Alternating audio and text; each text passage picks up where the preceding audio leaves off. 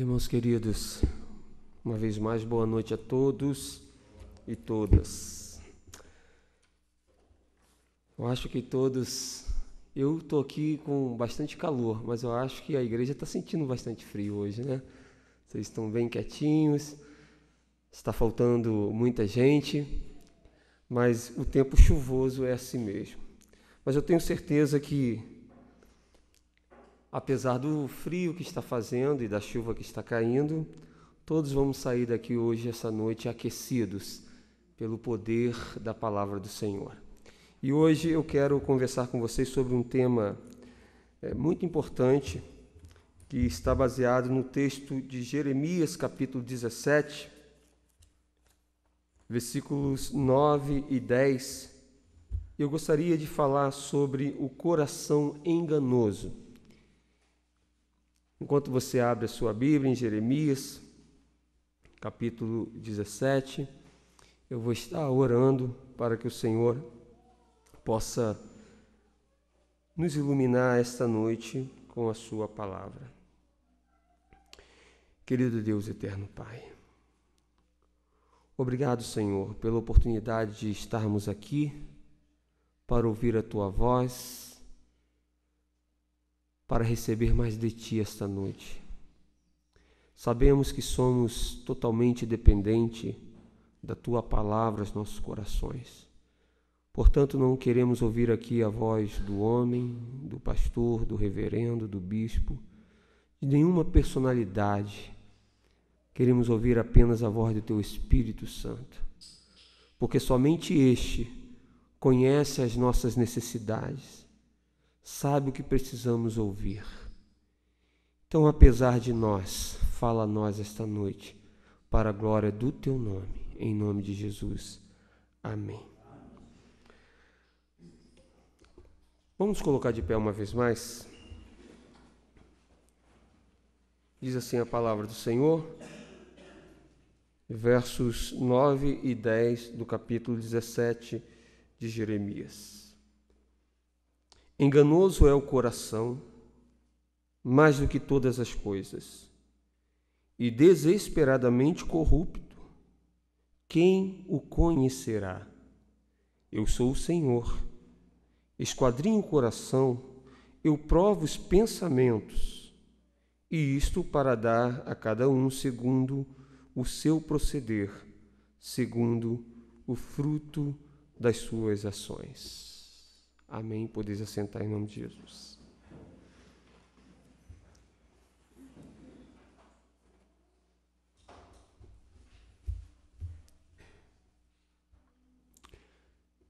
Nós podemos observar no texto da palavra de Deus alguns pontos que devem ser considerados por nós ao lermos este texto, entendermos a razão pela qual nós precisamos buscar todos os dias das nossas vidas quebrantamento, renovação, arrependimento e mudança de vida. Isso porque nem sempre o coração do homem foi enganoso. Pelo contrário, o Senhor fez o homem de forma perfeita. O homem era perfeito, se encontrava perfeito no jardim do Éden. Todavia, uma vez que este pecou, você já sabe, o pecado corrompeu toda a natureza do homem, de forma que o seu coração se tornou limitado, a sua mente se tornou limitada, e todas as partes da sua natureza humana se limitou diante de Deus e diante do seu ser. E esse texto vai nos mostrar aqui pelo menos 3 pontos que nós podemos observar e aprender para trabalhar o nosso coração que é enganoso. Então, tenha atenção e acompanhe comigo o raciocínio desse texto. Perceba que o primeiro ponto que nós vamos observar dentro destes 2 versos, dentro desta perícope, dentro desse conjunto de versos que nós separamos, o 9 e o 10, primeiro ponto que nós vamos observar aqui é o estado natural do coração. É natural que o coração se engane. É natural que o nosso coração nos engane. É natural que nós cometemos erros e falhas por causa do nosso coração que é enganoso. Então, o primeiro ponto que eu destaco aqui para o nosso aprendizado é este, que o estado nosso, natural, é de um coração enganoso. O que isso significa dizer, irmãos?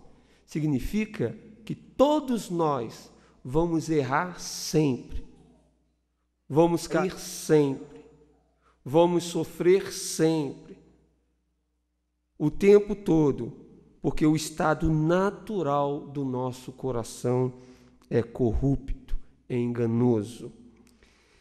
E dentro desse primeiro ponto que nós estamos observando, nós podemos perceber dentro desse texto algumas características que nos mostram o nosso coração enganoso. Perceba que o verso 9 diz assim: enganoso é o coração. E continua dizendo da seguinte forma: mais do que todas as coisas. O interessante é que, além do nosso coração ser enganoso, ele não só é enganoso, como ele é aquilo que é mais enganoso. Não existe nada enganoso comparado ao coração do ser humano.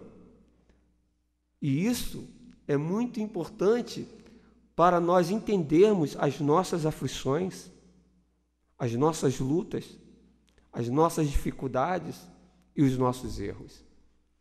Perceba que quando Deus está falando que o nosso coração é enganoso mais do que todas as coisas, nos faz então viajar um pouco e perceber algumas coisas que nos enganam.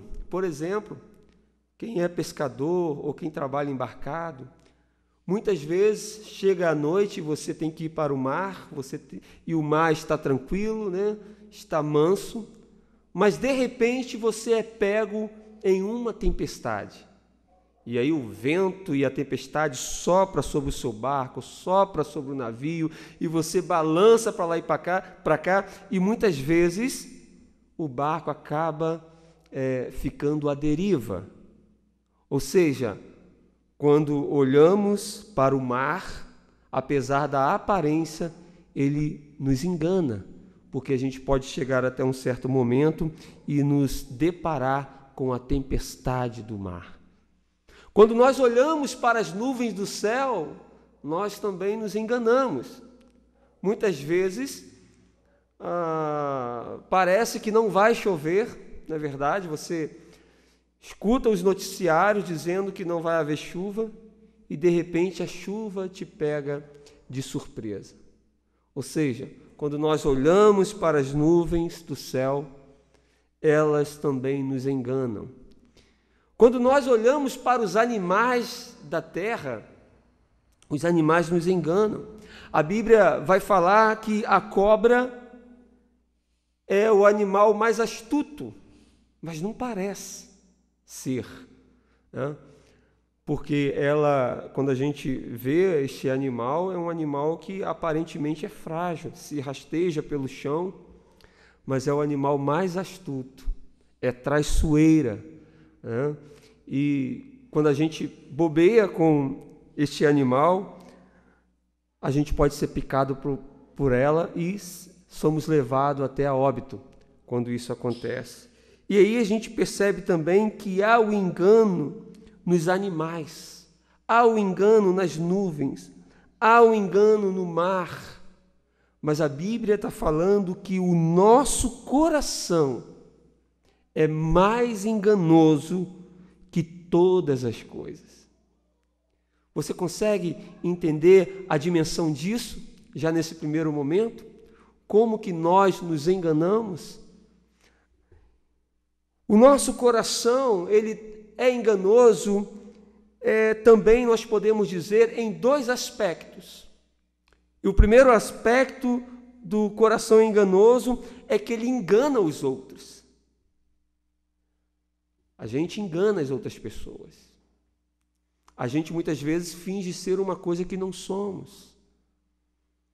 A gente muitas vezes mostra que estamos fazendo bem, mas na verdade o que está no nosso coração é o desejo de fazer o mal. Muitas vezes nós somos traiçoeiros e enganamos as outras pessoas. Somos falsos com as outras pessoas. E isso mostra então o primeiro aspecto do coração enganoso que quer enganar o outro. Mas o segundo aspecto que nós podemos ver no coração enganoso é quando o coração engana a si mesmo. Quando nós pensamos que estamos enganando e enganamos a nós mesmos. Quando nós pensamos que estamos indo bem, estamos indo mal. E é por isso que nós precisamos conhecer a palavra de Deus. É por isso que nós precisamos ter a direção de Deus, para que nós não caiamos no engano do nosso próprio coração. O que o profeta disse como boca de Deus para o seu povo? Esse povo que engana e também é enganado. Então, muitas vezes, nós estamos achando que estamos enganando o outro, a outra, mas estamos enganando a nós mesmos. Então, nós precisamos entender que o nosso coração é mais enganoso do que todas as coisas. E é por causa disso que nós temos que ter cuidado. Este é o estado natural do nosso coração. Nós vamos agir assim. Nós somos assim. Nós enganamos e somos enganados mais do que todas as coisas. Mas, em segundo lugar, dentro desse primeiro ponto que eu destaco como o estado natural do coração do homem, primeiro, o coração é enganoso mais que todas as coisas. Segundo, você vai perceber aí no texto que o coração é desesperadamente corrupto. Ou seja, isto quer dizer que o nosso coração ele é perverso, ele é corrupto, ele é mau. E perceba que o autor usa a expressão aqui de desesperadamente corrupto. Quando você pega esse termo no livro dos médicos, é um termo que os médicos usam para falar sobre determinadas doenças, que quando eles dizem que aquela doença, que a pessoa está desesperadamente doente, desesperadamente mal, ou seja, para aquela situação, para aquela enfermidade, não há cura. A pessoa está em desespero. E quando a palavra de Deus usa esse termo, dizendo que o coração é desesperadamente corrupto, Deus está querendo dizer para nós que não há cura para o nosso coração. Não há jeito para a nossa humanidade. Nós estamos caídos, nós fomos enganados pelo pecado, atraídos pelo pecado, de forma que nos corrompemos e agora o nosso coração não tem mais cura. Por isso a Bíblia fala que enganoso é o coração mais do que todas as coisas e desesperadamente corrupto. Isso significa dizer que sem Jesus Cristo, sem a transformação que Ele faz, nós estamos condenados eternamente. Enquanto não recebermos um novo corpo, e foi por isso que Ele nos prometeu um novo corpo. Qual é a razão para você receber um novo corpo? Qual é a razão para você receber um corpo como o corpo de Cristo? Porque o corpo que você tem é pecaminoso e nunca vai deixar de pecar. O coração que você tem não tem cura, ele é mau. E é por isso que nós fazemos maldades. É por isso que nós ferimos. É por isso que nós traímos. É por isso que nós pensamos o mal. É por isso que nós planejamos o mal. É por isso que nós puxamos o tapete um do outro. É por isso que nós nos vingamos. Porque o nosso coração é perverso e está desesperadamente corrupto. Mas em terceiro lugar, dentro desse primeiro ponto do estado natural do coração, nós vamos perceber que o nosso coração é insondavelmente corrupto. Isso significa dizer que nós não conseguimos sondar o nosso coração. Por mais que nós queremos olhar para dentro de nós e descobrir as nossas fraquezas, os nossos erros, as nossas limitações, nós não conseguimos enxergar a profundidade da maldade que temos aqui dentro. É por isso que o texto vai dizer assim: enganoso é o coração mais do que todas as coisas e desesperadamente corrupto. Aí a indagação, a interpelação. Quem o conhecerá? Quem pode conhecer o nosso coração? Ninguém pode conhecer. Sabe o que isso significa dizer, irmãos? Significa dizer que as pessoas não têm ideia da maldade que existe dentro delas. As pessoas não fazem ideia do que ela é capaz de fazer. Por isso que dentro da nossa teologia reformada, nós aprendemos que quando o homem pecou, ele caiu em um declínio tão profundo que nós chamamos de depravação total. Ou seja, o homem está em um abismo sem fim. Por isso que você vê tanta maldade. Você vê e ouve as notícias de hoje e você fica assustado e assustada, ou às vezes nem fica mais assustado e assustada, porque já se conformou com este século. Mas o que a gente percebe é que não se esgota a criatividade de praticar o mal. É cada coisa que acontece que nós ficamos abismados com a maldade que existe no coração. Então a gente percebe que muitas pessoas não têm ideia da maldade que está no seu coração. No entanto, porém, todavia, existem aquelas pessoas ou aquele grupo que são eleitos e eleitas do Senhor, em que Deus revela a sua palavra, ensina a sua palavra e mostra a sua miséria e o seu estado natural. E algumas pessoas, então, desse grupo têm apenas uma visão aparente da maldade que ela é capaz de fazer. Imagina que você leva alguém para olhar um poço e aquela pessoa vai ver um espaço até as águas, mas ela não tem noção da profundeza que está ali, né? Assim somos nós. Deus, quando nos ilumina através da palavra, nos faz ver apenas aquilo que está externo.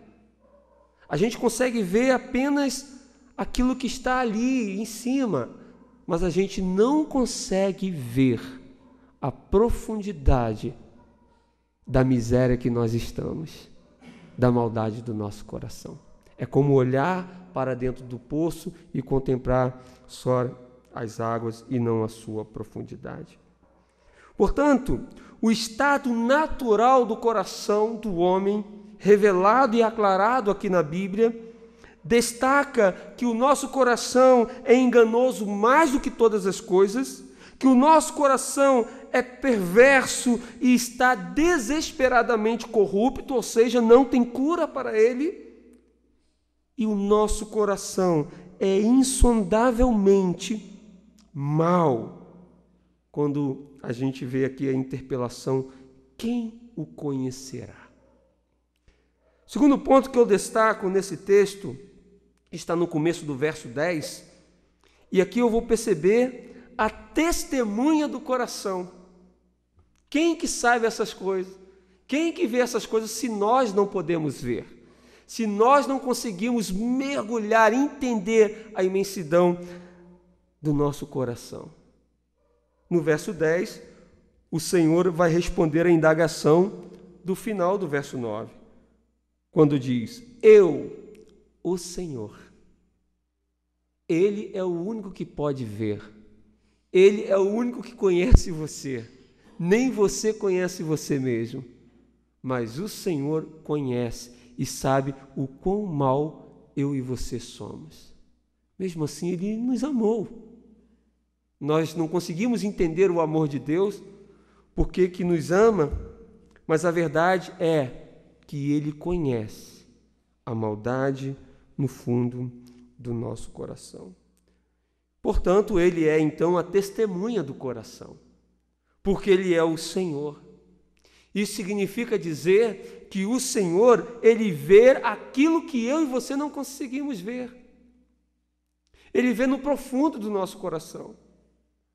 Foi por isso que quando Ele escolheu Davi e Samuel se enganou com a aparência dos seus irmãos, belos, lindos, cheios de formações, capacidades, aí o Senhor falou para Samuel: Samuel, você é homem, você é natural, você não consegue ver como eu vejo, porque você só vê aquilo que é aparente. Mas eu vejo o fundo, eu vejo o profundo, eu vejo o coração do homem. Então a gente percebe que o Senhor vê além da aparência externa. Por quê? Que Ele é o Senhor, Ele que vê. Porque foi Ele que criou o homem e sabe exatamente como que o homem é. Foi por isso que Ele se fez homem, porque Ele sabia que o homem não poderia jamais fazer o que Ele fez. Por isso Ele fez um plano que foi feito desde antes da fundação do mundo, um plano de resgate do homem antes mesmo do homem existir, porque Deus já conhecia o homem. Então Deus, o nosso Senhor, Ele é a única testemunha do coração humano. Ele conhece você. Ele conhece as nossas intenções.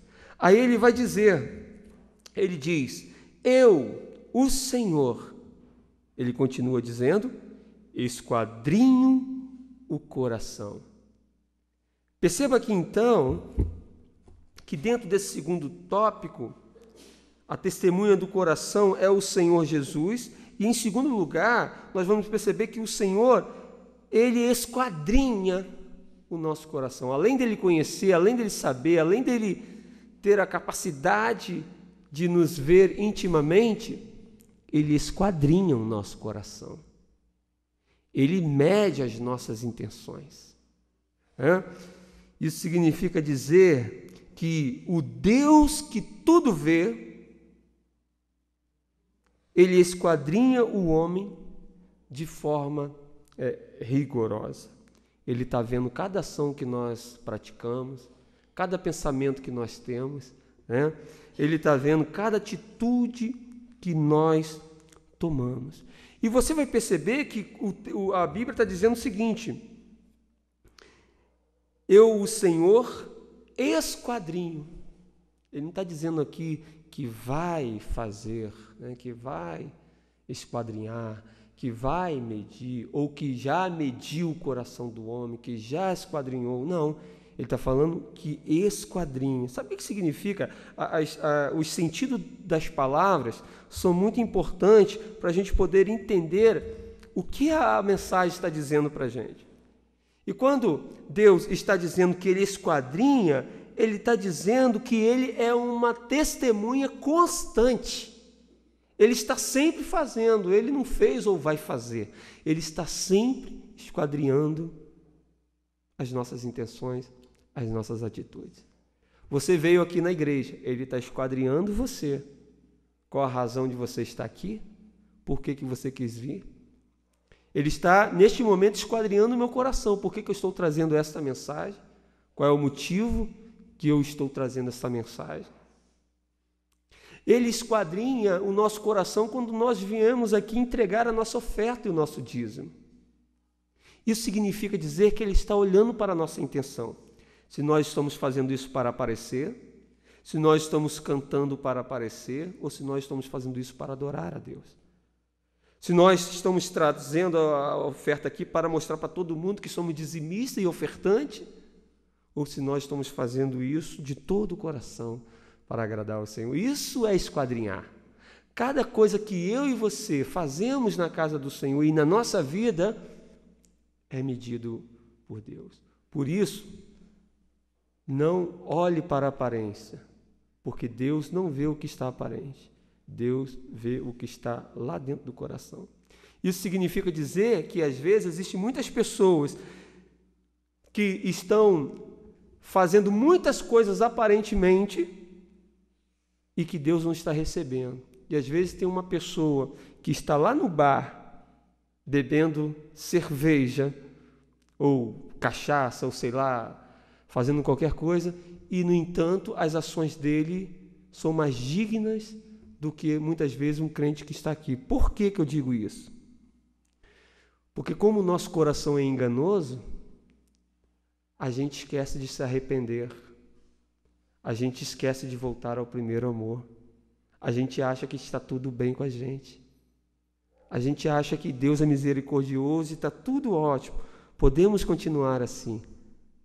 E o cara, às vezes, que está lá fora, não está aqui dentro, mas quando ele vai para o seu quarto, quando ele pensa na sua vida, ele entende o quão miserável ele é, e ele pede perdão, e ele se arrepende, e ele clama por socorro.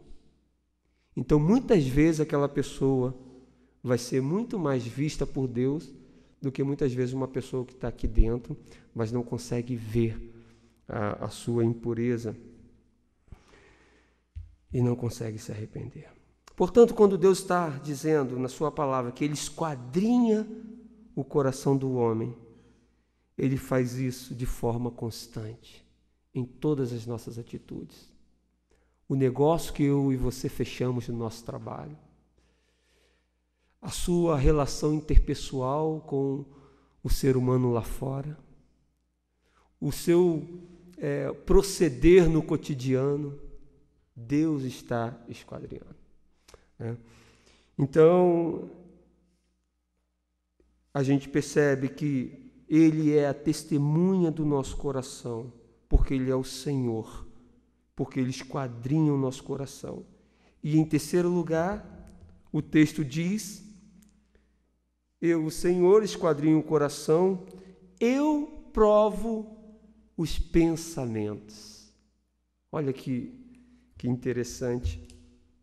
Eu provo os pensamentos. Isso nos mostra que há uma finalidade para o exame que o Senhor faz ao esquadrinhar o nosso coração. Qual é a finalidade? Dar a cada um o fruto de suas ações. Olha o que ele diz: esquadrinho o coração, eu, o Senhor, esquadrinho o coração, eu provo os pensamentos, e isto para dar a cada um segundo o seu proceder, segundo o fruto das suas ações. Isso significa dizer, irmãos, que diante do Senhor as nossas máscaras caem. Diante do Senhor, a única opção que nós temos é reconhecer quem somos, é entender quem somos, dobrar o nosso joelho diante dele e clamar por misericórdia. Este é um ensinamento esta noite para nós. Porque se nós acharmos que somos bons, se nós acharmos que porque somos escolhidos somos melhores, nós podemos pagar o preço ainda nessa vida. Portanto, quando Deus está provando os nossos pensamentos, Deus está tendo uma finalidade aquilo que nós plantamos, nós colhemos. Aquilo que nós fazemos, a gente vai dar conta de tudo aquilo. Não é a palavra do pastor, não é a palavra do homem, não é a palavra do bispo, não é a palavra do reverendo. É a palavra de Deus que está nos ensinando. Então, se nós queremos viver, conhecer o nosso estado natural, precisamos entender que o Senhor é o único que pode sondar o nosso coração. Ele é a única testemunha. Isso porque Ele é o Senhor. E Ele esquadrinha, e Ele prova os nossos pensamentos. Foi por isso que Jesus criticou muito os fariseus. Porque os fariseus gostavam de fazer a obra para se aparecer, para mostrar. E com isso, eles enganavam e se enganavam. Então, que nós tenhamos esse cuidado, que nós possamos sempre entender que somos pecadores, que somos totalmente dependentes da misericórdia do Senhor, que precisamos nos arrepender de nossos pecados, que precisamos mudar dia após dia e caminhar no processo de santificação com Cristo. Amém? Em terceiro lugar, que eu percebo dentro desse texto, terceiro ponto, primeiro foi qual?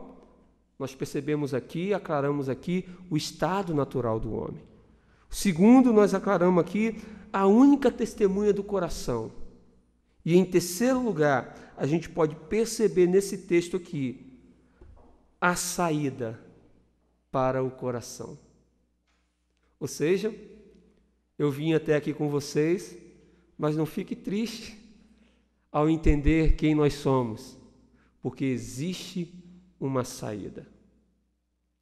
Existe uma forma de mudança, de transformação. Vamos ver qual é? Quando a Bíblia está dizendo aqui que o nosso coração é enganoso e está desesperadamente corrupto, como eu disse, significa dizer que não tem cura. Então, qual a saída? Já que não tem cura, já que o nosso coração não pode ser transformado, onde está a saída? A única saída. E Deus só está falando isso para nos mostrar essa verdade. A única saída é um novo coração. O seu coração não tem jeito. A única solução é você receber um novo coração. E receber um novo coração, irmãos, é entender que nós precisamos do coração de Cristo. Lembra quando eu falo com vocês que Deus, quando olha para a gente, Ele não olha para a gente? Porque se Ele olhar para a gente, Ele vai ver o nosso coração corrupto. Nosso coração não tem cura. Então, Ele não olha para a gente, Ele olha para Cristo. Eu sempre falo com vocês que Deus só olha para dois homens. E Deus só pagou o preço por um pecado. É claro que o seu sacrifício foi suficiente para todos os pecados do mundo inteiro. Mas o pecado pelo qual Deus pagou foi o pecado de Adão, lá no Jardim do Éden. Então, quando Deus olha para a terra, Ele está contemplando dois homens, Adão e Jesus. Então, tem um grupo de homens que estão mortos em Adão, com seu coração corrupto, e tem um grupo de homens que renasceram, que são novas criaturas, que são novos homens, e estes estão em Cristo Jesus. Por isso que Paulo diz, nova criatura eu sou. Com o nosso velho homem, com o nosso velho coração, com a nossa com o nosso ser interligado a Adão, nós estamos condenados. Mas ao recebermos Jesus Cristo, nós estamos sendo transformados, não por nós mesmos, mas por causa do coração de Cristo, que Ele entregou em nosso lugar, para que nós pudéssemos ser como Ele é. Então, isso significa dizer que nós precisamos de um novo coração, a saber, um coração de carne, e não de pedra, como foi o coração duro que se tornou o coração de Adão, do velho homem. Isso significa dizer que nós precisamos de um coração quebrantado, contrito, no lugar do coração corrupto e morto do homem, do velho Adão. E isso a gente só pode ter, irmãos, esse novo coração em Jesus. Quando você olhar para as suas forças e perceber que você já não tem mais, quando você olhar para dentro de você e perceber que você é uma miséria, comece então a olhar para Cristo, porque Ele deu um novo coração para cada um de nós, morrendo naquela cruz. Então, qual é a saída para o meu coração? É receber o novo coração que Deus nos ofereceu através do seu Filho. Por isso, o mérito da salvação não está nas minhas obras. O mérito da salvação não está nas obras dos irmãos. O mérito da salvação está na obra de Cristo. Deus, quando olha para nós, Ele está olhando para Cristo. E quando Deus olha para aqueles que estão condenados, Deus está olhando para Adão. Portanto, a saída para o coração, em primeiro lugar, é um novo coração. Em segundo lugar, que a gente vai perceber dentro desse texto, que a saída para o coração é uma nova vida. Você precisa de um novo coração e você precisa de uma nova vida. Por quê? Porque aquela vida que Deus havia presenteado você lá no Jardim do Éden, Adão, você a perdeu. Você foi expulso do céu.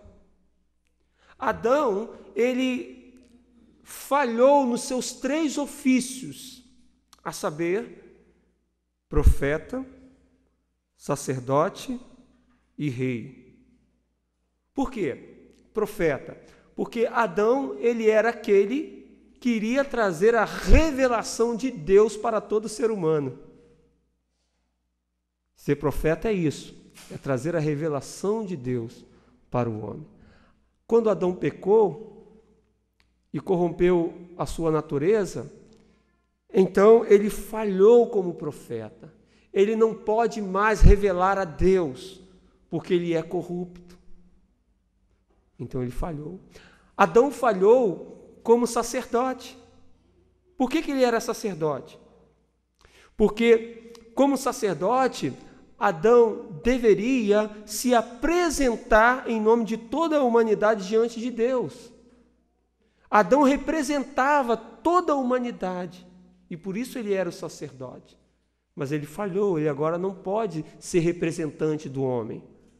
Ele não pode mais ser um representante digno diante de Deus do homem. Então ele falhou como sacerdote. E como rei, Adão falhou também. Porque Adão seria o governante da humanidade. Seria aquele que governaria toda a humanidade. Mas a sua natureza agora está corrompida. Como ele vai governar os filhos de Deus? Então a vida do homem está destituída da glória de Deus e condenada à morte eterna. Mas Deus fez um plano desde antes da fundação do mundo. E ao surgir o novo Adão, a saber, o próprio Deus, o Verbo que se fez carne, este não falhou como profeta. Por isso ele, como o próprio Deus, se revelou a nós. Este não falhou como sacerdote, porque ele ofereceu, e ele não só nos apresenta diante de Deus, como ele é também o sacrifício. Ele é o sacerdote e o sacrifício ao mesmo tempo.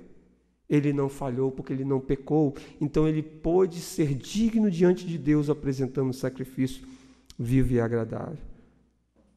E por isso ele também governa o seu povo. Ele é o cabeça da igreja, ele é o governante da igreja. E nós somos governados por ele. Por quê? Porque ele não falhou. E com isso, o Senhor nos oferece uma nova vida. Qual é a saída para o nosso coração? Um novo coração. Cristo nos deu esse novo coração. E agora, por Cristo ter cumprido toda a sua missão, todos os seus ofícios, Cristo nos dá uma nova vida. Isso significa dizer, preste atenção, que uma vez que Cristo nos salvou, beleza, nos livrou da morte, da condenação do pecado, ok, mas nós poderíamos pecar de novo. Mas olha só o que Deus fez. Deus não só nos perdoou do nosso pecado, nos livrando da condenação da morte, como Ele nos presenteou também com uma nova vida, a saber, a vida eterna com Ele para todo sempre. Você entende a dimensão da obra redentora de Cristo? Ele poderia ter só morrido em nosso lugar, ter pago pelo preço da cruz e nos ter livrado da condenação eterna. Mas Ele nos deu uma vida eterna. Não tinha obrigação de dar, mas Ele nos deu uma vida eterna. Então, a saída para o nosso coração é um novo coração e uma nova vida. E em terceiro lugar e último, a saída para o nosso coração é um novo caminho. Que caminho é esse, irmãos? Não é o caminho da religiosidade, não é o caminho da perfeição, não é o caminho da superbondade do ser humano, da sua caridade praticada. Não é esse o caminho. Essas coisas são frutos. Mas o novo caminho que nós precisamos percorrer é o caminho que aponta para a cruz. Isso significa dizer que todos os dias nós estamos olhando para a cruz. Todos os dias nós estamos morrendo na cruz. Todos os dias nós estamos indo em direção à cruz. O que isso significa dizer? Isso significa dizer que tudo que eu faço, tudo que eu prego, precisa apontar para a cruz de Cristo. Se tudo que eu faço, eu estou apontando para mim mesmo, para a religião, para os meus votos, não tem finalidade de salvação. Mas quando eu aponto para a cruz, quando eu olho para a cruz, quando eu entendo isso, eu caminho por ela, isso significa dizer que eu não caminho mais sozinho. Isso significa dizer que aquilo que eu faço ajudado pelo próprio Cristo. Quando Paulo ele disse, não vivo mais eu, mas Cristo vive em mim, foi porque Paulo ele traçou um novo caminho que tinha a ver com a cruz. E quando nós apontamos para a cruz, cruz nos mostra sacrifício, a cruz nos mostra obediência, a cruz nos mostra renúncia. E tudo isso que nós somos incapazes de fazer por causa do nosso estado natural, Cristo fez por nós. Então, olhar para a cruz é olhar para aquilo, não para aquilo que eu consigo fazer, mas para aquilo que Cristo fez por nós na cruz. Amém? Vamos concluir essa mensagem para ver se você aprendeu. Nós aprendemos aqui então que o coração do homem é enganoso. Em primeiro lugar, nós descobrimos nesse texto que este é o estado natural do nosso coração. Ele é enganoso, então tenha cuidado. Segundo, só Cristo conhece profundamente o nosso coração. Você não conhece o seu coração. Você não conhece você mesmo. Você, quando conhece alguma coisa de você, você só está olhando aquilo que é aparente. Você não tem noção da profundidade. Porque Cristo é o único que sonda os nossos corações. Em terceiro lugar, a única saída que nós temos é um novo coração, é uma nova vida e é um novo caminho. Agora deixa eu falar para você. Isso é fácil? Não é. Isso depende de Deus? Não. Isso depende de mim e de você. Porque Ele só está dizendo isso na sua palavra, porque Ele já providenciou todas essas coisas. Ele providenciou a solução para o nosso problema. Ele providenciou a cura para a nossa enfermidade. Ele providenciou tudo para que eu e você pudéssemos olhar para o coração dele, para a vida dele e para aquilo que ele fez por nós, que foi a sua cruz. Se você quer olhar para dentro de você nessa hora e reconhecer essa verdade sobre você mesmo, fale com Deus nesse momento. Ore com Ele. E apesar de mim e de você, o Senhor pode nos escutar e nos ajudar em nossas fraquezas. Vamos fazer isso? Curva a sua cabeça. Ore com o Senhor, fale com Ele nesse momento.